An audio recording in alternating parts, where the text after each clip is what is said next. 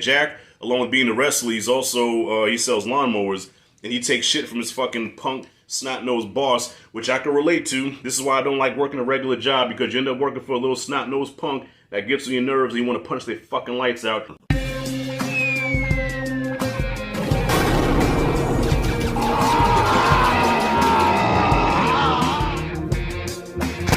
Alright, y'all, before I start this video, I gotta say one thing. Fuck this new crate challenge. I don't know what the hell y'all doing.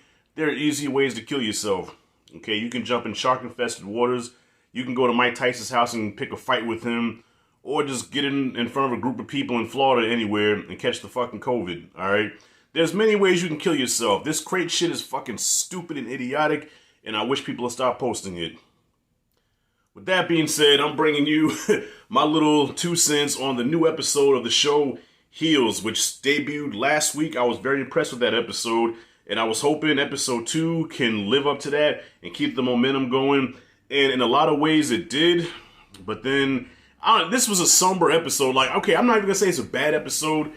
It was straight, but it was just real kind of somber and depressing, and it had that slow guitar music playing throughout. You know, it kind of put me in the mind of the movie Warrior, which I did love. You know, I did love Warrior, but Warrior was kind of like a like a sad fucking movie. You know, it just had a real depressing kind of tone to it. I'm spitting. Had a depressing kind of tone to it, right? But then it made up for it at the end. So, yeah, the episode, it was straight. You know, so yeah, it picks up from last week where Ace got embarrassed by his brother Jack. And now, as predicted, he's a mess. He's all fucked up now. He's drinking like crazy. He's just become real self-destructive ever since what happened to him, because he's no longer the hero. He's now become the joke of the town, okay? But I know the show is called Heels, so I know eventually it's going to get to a place where he does become a heel. Because there's a scene when they're in a bar, right? He goes to the bar where, what's his name works at? The little short guy, what's his name? I got to remember the names of these characters. But where his peer works at, you know, the short Spanish dude, I think he's black, works at this bar. He does karaoke night, and he goes in there, he starts singing this shit, making a fool of himself, and then a fight breaks out, right?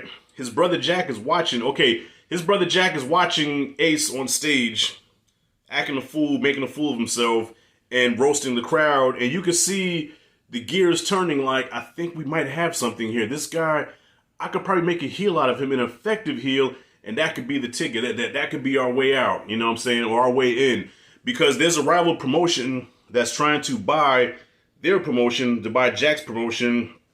And so what they bring to the table, what the rival promotion brings, is ECW type shit, okay? If you ever seen ECW, it's with the chairs and bats and barbed wire and explosives and all kind of shit. Just real hardcore shit, okay? That's their gimmick.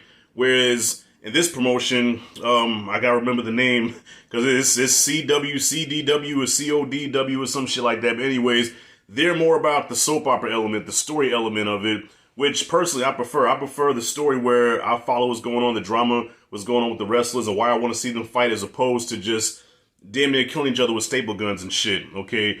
So, they have to come up with something fresh and new to keep the promotion above water, to annihilate the competition. And Ace, I felt bad for him because he was on his way out, and when he got on the phone with Wild Bill was like, nah, bro, you know, that offer's off the table now, because, you know, your last match, you was in the ring crying like a bitch. You know, no matter what, you have to stay in character, you have to keep the illusion going, and you broke it. You know, you broke kayfabe, and that's why, you know, people don't believe you anymore. You're a joke now. So it's inevitable. I think it's Ace's destiny to become a heel, to become a hated heel. But kind of like Bret Hart, he doesn't want to be booed. He doesn't want to be the bad guy. You know, he takes this shit very seriously, you know, as far as his character goes. And I guess I kind of understand that. But listen, if it makes money, it makes sense. If it makes dollars, it makes sense. You got to do what you got to do. If you becoming a heel can make more money than you being a face, go for it. You know what I'm saying? So, yeah, so this episode was mostly about Jack and Ace making up. Jack making things right, because he was out of pocket for what he did. You know, his wife told him he was out of pocket. Crystal, you know, Ace's valet told him he was out of pocket, so he knows he fucked up in what he did. He's trying to make it right for him. So now, let's see what occurs next week. And so next week, I saw the little preview for it. CM Punk is going to be on this episode. I guess he's a star in another promotion, other territory. He's coming there because he puts asses in the seat. He's a big name. He's an attraction. and Ace somehow is gonna find a way to fuck it up. So we're gonna see where that shit goes. So yeah, not a whole lot to say about this episode. It just if anything, if I can give it any positives, is just seeing the family dynamic, how they get along as a family. This, what they go through as far as working in this promotion and working in the real world. Because yeah, Jack, along with being a wrestler, he's also he sells lawnmowers, and he takes shit from his fucking punk snot-nosed boss, which I can relate to. This is why I don't like working a regular job, because you end up working for a little snot-nosed punk that gets on your nerves and you want to punch their fucking lights out. That's why I'd rather work for myself. So, yeah, just showing the family dynamic between everybody's relationship, how everybody operates outside of wrestling, what they do outside of wrestling. So I did, so yeah.